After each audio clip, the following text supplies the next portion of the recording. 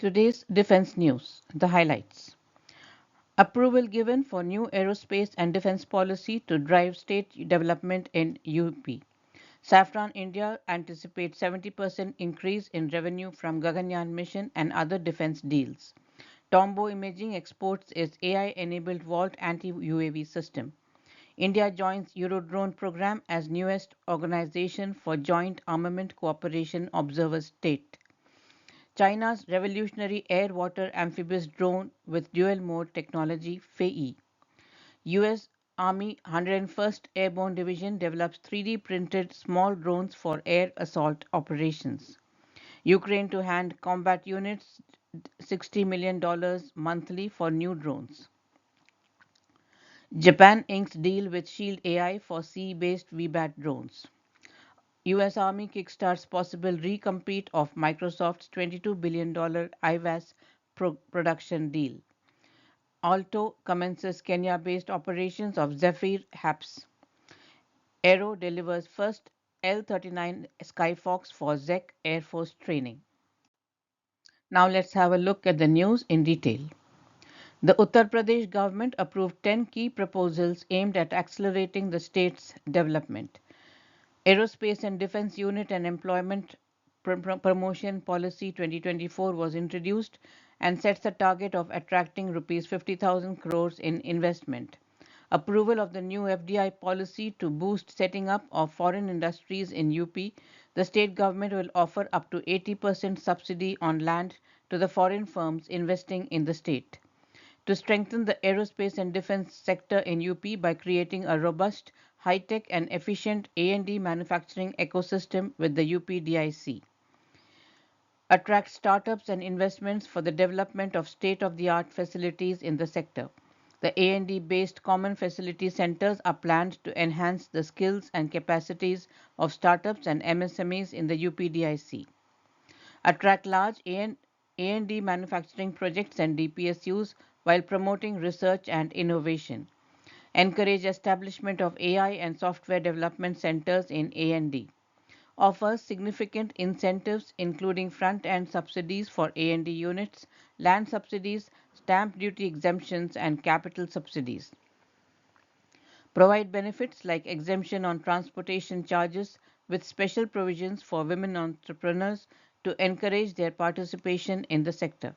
Subsidy payment to UPSIDA for the land allotted to Ashok Leyland under the front-ended land subsidy provision of the incentive policy aimed at encouraging FDI and investments from Fortune 500 companies. As per the FDI policy 2023, 75% of the land cost amounting to Rs 106 crores is payable to UPSIDA for the land provided to Ashok Leyland. The proposed project will initially establish a facility with a production capacity of 2,500 buses per year, along with a center of excellence. The total project cost is estimated at 186 crores. The UP government will procure 25 lakh smartphones for free distribution to empower the youth technologically. Safran India's unit is projecting a nearly 70% increase in revenue for the year 2025, primarily driven by its involvement in India's Gaganyaan human spaceflight mission and expanding contracts in the defense and space sectors. This anticipated revenue surge is expected to reach approximately $23 million compared to a 40% increase in 2024. Safran has been actively engaging with emerging space tech startups, leveraging the Indian government's push for increased private participation in defense and aerospace. The company plans to relocate some of its European manufacturing operations to India, which will further strengthen its operational base in the region and enhance collaboration with ISRO. Safran plans to establish its first electronics manufacturing facility in Bangalore, focusing on defense electronics such as sensors and avionics systems. The investment for this project is approximately $150 million, with operations expected to begin by 2026. This unit will not only serve the Indian Armed Forces but also act as a regional supply center for Safran's global clientele. In Hyderabad, Safran is constructing an MRO facility for LEAP engines, which is projected to be operational by 2025. This facility aims to serve around 300 engines annually and will create approximately 1,000 jobs by 2035. The decision to set up this facility is driven by the growing aviation ecosystem in India and the increased demand for engine maintenance services. Safran is also partnering with GTRE to develop a new 110 kN engine for India's AMCA program. This collaboration includes a commitment to provide 100% transfer of technology, allowing India complete control over production and export rights of the engine technology. Safran has also expressed intentions to further enhance its presence in India by leveraging local engineering talent and expanding its manufacturing capabilities. Mr. Jitendra Gavankar, head of Safran India, said that while the United States has the biggest aerospace market, India is growing its share of the commercial space business. The company has been active in India for over 65 years and currently operates multiple facilities across the country. By enhancing its local operations and tapping into the Indian space market, Safran aims to increase its contribution from Indian unit to about 20% of its global space industry revenues within 2 to 3 years. Tombo Imaging has exported its AI-enabled Vault anti-UAV system, with Armenia being one of the confirmed customers. Vault is an AI-enabled counter-UAV system designed to protect the region under its umbrella from hostile airborne UAVs, RPAs, or UAS. Vault is a seamless integration of an electronic scanning radar for an active threat detection, a constant staring array of EO/IR images for passive all-round drone detection and classification using AI-based video analytics, a very long-range electro-optics for tracking classification, and a directional RF jammer to neutralize the threat. It is an intelligent sensor suite and seamlessly integrated hardware system capable of detecting small UAVs remotely using active radar or passive IRST based imagers and then tracking and classifying before neutralizing it. India has officially joined the Eurodrone program as an observer state, a significant step in its defense collaboration with Europe.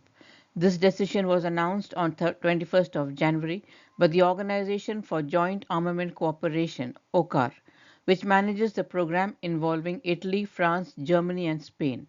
India becomes the second Asia Pacific country to gain observer status in the Eurodrone initiative following Japan's inclusion in November 23. This status allows India access to technical information related to the drone program but does not grant it a role in design or development decisions.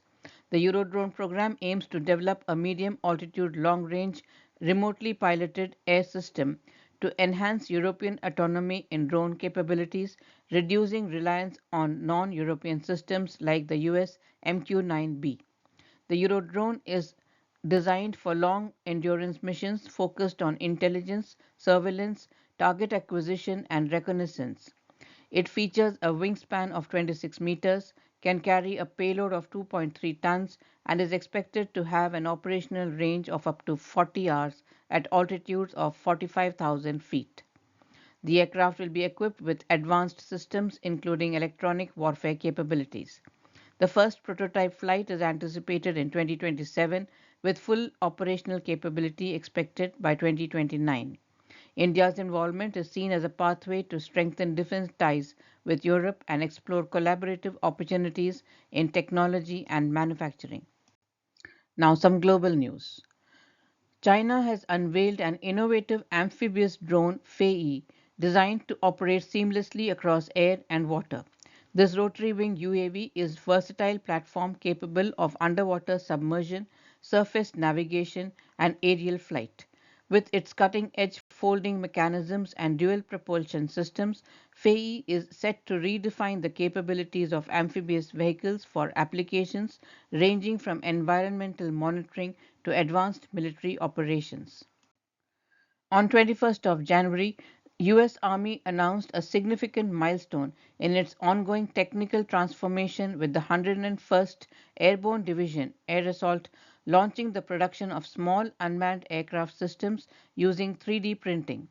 This innovative effort, driven by the EagleWorks Applied Tactical Innovation Center at Fort Campbell, aims to revolutionize drone manufacturing and is set to play a pivotal role in the division's upcoming major training exercise, Operation Lethal Eagle. Ukraine's Ministry of Defense will provide its combat units with 2.5 billion hryvnia of direct funding per month to procure their own drones in a move to allow commanders in the field to buy the equipment they need rather than rely on centralized purchasing. The ministry already provided 2.1 billion hryvnia directly to the combat units in December for buying the drones and decided to scale up the initiative based on that experience. Ukraine has been a crucible for drone innovation as it fights off Russia's invasion, with troops using unmanned systems for everything from intelligence gathering to strike operations as decoys or for laying mines. Western militaries are closely studying the new ways UAVs are being used on the Ukrainian battlefield, including air to air drone combat, use of artificial intelligence, fiber optic controls, bomber drones, and more, to see what lessons to apply to their own forces. The Japanese Navy has agreed to buy an undisclosed number of VBAT drones from the American firm Shield AI, bolstering the service's sea-based awareness through what the company claims is Tokyo's first maritime-based intelligence, surveillance, and reconnaissance platform. Inked as a direct commercial sale, the deal announced by Shield AI does not include expected quantities or dollar values. The firm expects to deliver the first of the vertical takeoff and landing VBATs later this year as part of a planned multi-year buy for the Japanese Maritime Self-Defense Force. The US Army is taking the next step in recompeting its multi-billion dollar mixed reality goggle production contract with an official ask to industry to send in viable options. The service published its new integrated visual augmentation system IVAS next request for information on 22nd of January, giving interested companies until 26th of February to respond with their solutions for the combat suitable heads-up display. Although the Army did not detail a competition schedule or acquisition plan, it offered up a peek at problems it's looking to solve with IVAS Next, including known visual comfort limitations such as visual discomfort and nausea from virtual, mixed, and augmented reality headsets. The prominent companies eyeing the RFI are Anduril, though it's not clear if this would be a partnership with Microsoft. Kopin has also expressed its interest in competing, while companies like Palantir also may be eyeing the bid. Airbus Defence and Space subsidiary company AALTO has begun flight operations for the Zephyr high-altitude pseudo-satellite HAPS out of its newly established AALTO port in Kenya. From its first launch and landing facility in Kenya, AALTO completed the first successful launch of Zephyr in 2025. After climbing up to 60,000 feet, the solar-powered Zephyr has now been flying continuously over Kenya for over 48 hours. It remains the only fixed-wing HAPS to demonstrate day and nighttime operations in the stratosphere. Aero has delivered the first L-39 Skyfox advanced jet trainer aircraft to state-owned Lom Praha for the instruction of Czech Air Force pilots. The Czech Ministry of Defense announced the event on 22nd of January, saying the first two aircrafts will shortly be the Purdue Bis Flight Training Center. Compared with the baseline L-39, which it is replacing in the training of Czech pilots, the latest variant L-39 Skyfox features a more powerful Williams International FJ44 4M turbofan engine, a wet wing, a modern cockpit, and a lighter airframe than its predecessor. It is equipped with 5 hardpoints compared with 2 for the baseline L-39 to to carry a range of payloads and has the option for a gun pod. The L-39 Skyfox has a top speed of 420 kT, a payload of 1200 kilos, an endurance of 4.5 hours, a range of 1400 nautical miles, and a service ceiling of 38,000 feet. It is reported to cost less than $10 million to procure. That's the news for today. We hope you enjoyed the news. Please do subscribe to our channel and do give us your feedback. Thank you.